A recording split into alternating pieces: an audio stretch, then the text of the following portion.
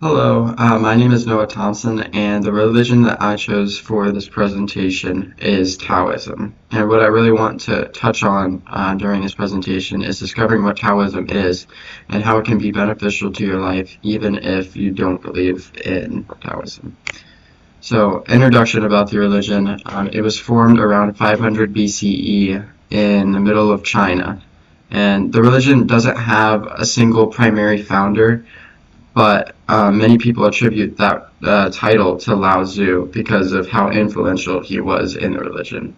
Um, so a little about Lao Tzu is he composed the first book of Taoism, which is the Tao Te Ching.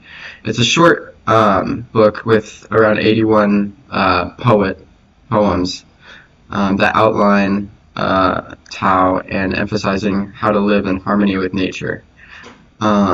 His historical existence is highly debated, though, because of the text being a little controversial and contradicting.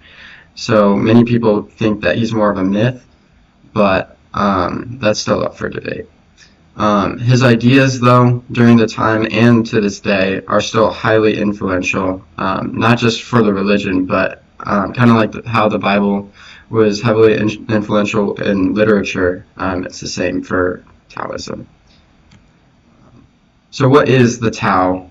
The Tao is essentially the great ultimate, or the direct translation being the path or the way to enlightenment. So Tao is a word that is used to try to describe what lies beyond our comprehension. So, for example, how was the universe created?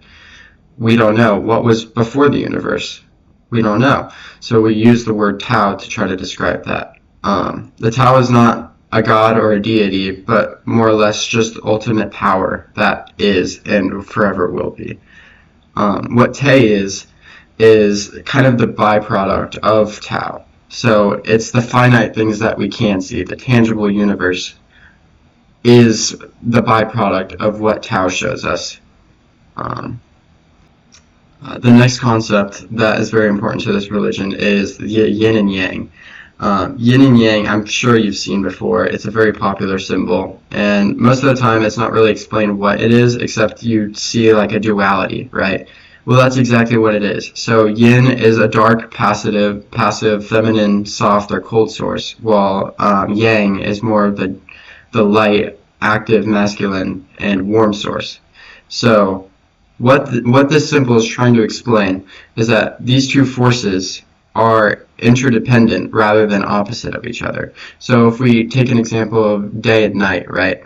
They're not just opposites, but they rely on each other to exist. And for using this example for the dots, these things usually are intertwined. So using the day and night example, the day has shadows, which is darkness. And at night, there's always some form of light, whether that be the moon or something else. So these things are interdependent. They rely on each other to exist, more or less. And this is not just day and night, but the imbalance of nature. It can be in our body. This interdependence is seen so many ways in our lives, and that's what the yin and yang is attempting to explain. The next important thing is the two texts of Taoism. The first one is the Tao Te Ching, which I kind of briefly talked about earlier, written by Lao Tzu. And this book is the second most translated book in the world behind the Bible, which is very impressive. It is 81 short chapters written in classical Chinese, yet dense enough that scholars have debated its meaning for centuries. It covers a wide range of topics, from personal spirituality and how to live simply, to advice for rulers on governing without tyranny, all tied together by the underlying principle of aligning with the Tao rather than forcing outcomes. Its style is intentionally paradoxical, kind of like I was talking about earlier, and poetic, and uses contradictions like the most yielding overcomes the most rigid to push readers beyond ordinal thinking and toward a more intuitive understanding of reality. The next book is the Chuang Tzu. The Chuang-Tzu was a 4th century book, so it was written a little later than the Tao Te Ching, and was founded by the philosopher Chuang-Tzu.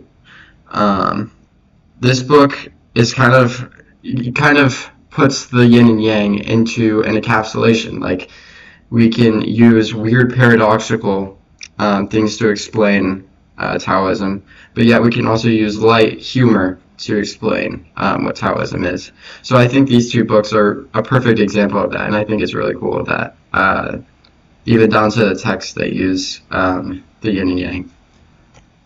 The next thing is the 9 principles.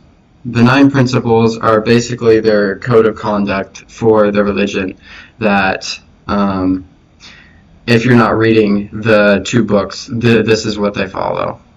So the first one is what the goal is. So the goal of Taoism is contentment, an ultimate purpose.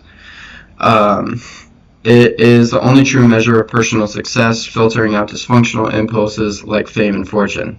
The second thing is oneness, which is yin and yang, just showing how duality and interdependence works.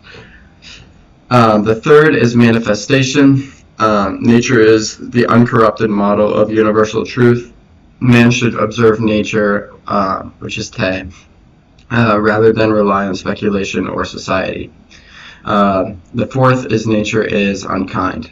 Nature is harsh. It's not gentle. The strong prey on the weak. The wise Taoist embraces enlightened self-interest rather than the ideal of universal love.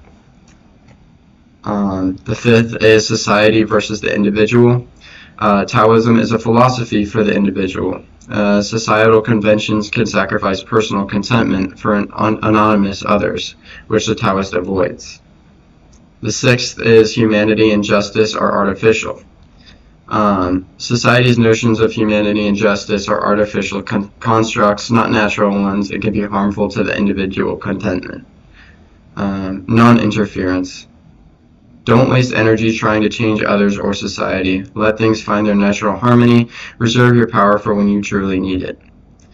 Camouflage. Since Taoist values can appear selfish to society, the wise Taoist disguises his true beliefs to avoid unnecessary conflict and resentment. And finally, 9, desires and limitations.